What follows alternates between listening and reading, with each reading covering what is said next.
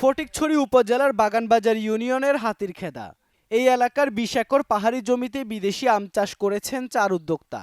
যেখানে দেশীয় জাতের পাশাপাশি রয়েছে আমেরিকান পালমার, জাপানের মিয়াজাকি, থাইল্যান্ডের চিয়াংমাই, কিউজাই সহ অন্তত ২৫ জাতের আম।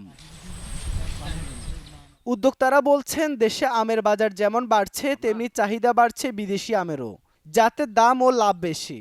তাই বাণিজ্যিকভাবে এসব আমের চাষ করেছেন তারা, যাতে আছে ১২ মাসি আমও। ফুড ব্যাগিং করার কারণে আমগুলো অত্যন্ত নিরাপদ থাকে, যেখানে আপনার কীটনাশক স্প্রে দেওয়া লাগে না। কারণ ফুড ব্যাগিং করার কারণে এই আমগুলো আপনার পোকা মাকড় রোগ বালাই কিছু হয়। প্রায় ১০০ জাতের ১০,০০০ গাছ আমাদের এই বাগানে আছে এবং ১২ মাসি কাঁঠাল গাছও আছে। মোটামুটি ড্রাগন, সবজি, এটাকে সমন্বিত কৃষি খামার বলতে পারেন।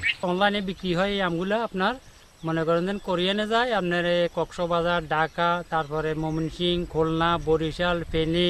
কৃষি বিভাগ জানায়, লাভের কারণে অনেকেই ঝুঁকছেন আম চাষে। ফলে গত কয়েক বছর ধরে চট্টগ্রামে আমের চাষও বেড়েছে।